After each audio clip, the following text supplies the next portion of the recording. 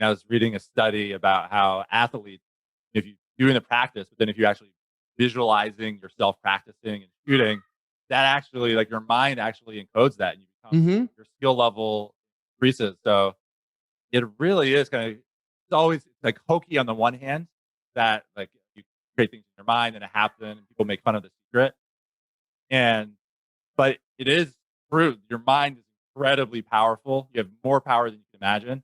But if you act in accordance with it and take these massive actions with it, Mm-hmm. so for you on a daily level, what does that look like? It's like 20-minute shower. Then afterwards, you get out and journal. Okay, what would I do if I already had that thing? Um, yeah, I do it in the shower. So why the shower, right? It's the only place that in my house that I'm not going to get bothered, right? Like I hear my kids out in the hallway right now. I'm sitting, and that's why I paused for a second because I was like, are they going to come bang on my door? You know, it's like even in my office, I'm not safe. Okay, the shower is the one place where no one's going to bother me. I can go in there, and you know, like the water's falling and it's relaxing anyway, and I just sit there and I start out by being grateful for what I have now. You know, you start. That's where you start because you can always find something in your life to be thankful for. And in the beginning, when you're thanking God for something you don't have, it's going to feel kind of weird. So to sort of bridge that gap, you start with what you really are thankful for. You know, thank you for the amazing pancakes I had this morning. Oh man, those were so good. You know, it can be something stupid. Yeah. Then you begin to incorporate the stuff that you want, and you know what you want, and you're thankful for it in advance. And then as you're being thankful for it, you should visualize it. You should watch a mental movie of something that would happen if you really had that thing. Maybe you're calling your dad and going, Dad, you know, I just, you know, I had my first $20,000 month in my business. Or you would tell your wife or whatever. You would take a trip to Bora Bora or Tahiti, and you think about that and you visualize it and you savor it like it's happening right now. And you let yourself feel all the joy and wonder and gratitude that you would feel if it were happening now.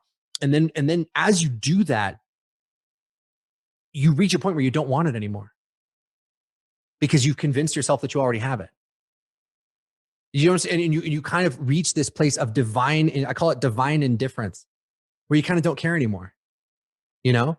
And what that does, Michael, is not only does it bring those things into your life, but remember how we talked about before that sometimes you can have amazing success and it freaks you out? This is a great safeguard against that. Because by the time I drove my Bentley, I had already driven it in my mind 100 times. So when I sat down in it, I was like, oh man, this is the car. This is my car. And I had to get it, you know, and it's like, that's how I think about it now. There's a new Bentley. It's in my garage right now. I don't think about it. It's just my car. I don't care if my son took that car and my son took my old Bentley, right? My kid took a rock and drew on it. He decided to draw on the side of my car, scratch the hell out of it. Wow. Yeah. And so, but I came out and I saw it and I was like, what the hell is that? And Sarah was like, oh, Russell was drawing on your car with a rock. I was like, oh, okay. But you don't care because it's just a car. It's a car that you brought into your life through the power of your thought and your action. And when you understand that you have the power to do that, you don't really give a shit about any of the stuff. You know, it's like once you have the recipe for gold, you don't have to hoard piles of it because you can make more whenever you want. It's interesting because, you know, I think with traditional goal setting, you focus and read the goal out loud every day. It can create a feeling of scarcity. It's kind of like the neediness. Mm-hmm. I call it the neediness paradox. That sometimes, like, let's say you really want to build a relationship with someone, or you really want to date with someone. You want it too much, you can almost repel the person because they can feel the neediness. Yeah. Where this, as you were talking about it creates gratitude, based experiencing. It creates a certain non-attachment. It's interesting. It's a subtle shift, but I can see that. You can, and that's a great example because you can really see this like in the world of dating and relationships, right? So like, even if you're not an entrepreneur, it's like, oh man, like you, so here's the thing. You have to know what you want. You have to be grateful for it in advance. You have to act as if you already have it. And you have to never, ever settle. Never settle for less. When you're in a situation with someone where you've been visualizing like, oh, you know, this amazing person in your life or whatever, and then you're on that date and you're kind of just like, yeah, they're attractive. They're pretty cool. They're smart. You know, I could end up hooking up with this person. And then before you know it, you're hooking up all the time. And then before you know it, you're in a relationship, but that's not really what you wanted. And you're sure this isn't the right. It's like, don't do that. Like if the person's not the right person, you know, then cool. But don't you just have to not care. It's like, I know that the person that I want is going to come into my life, so I'm not going to settle for anything less. And this is why, you bring up The Secret. The first part of this is the easy part. And that's the part they emphasize in The Secret, right? The first part of just making a vision board or whatever. That's the fun stuff. I mean, anyone can do that. And it feels good when you do it right. But it's this other stuff I'm talking about, like making those tough decisions as if you already have that thing. That's tough. And not settling for anything less than what you actually want. That's even more tough. So that's the part that separates the women from the little girls. That's the part that separates the men from the boys, is your ability to do that.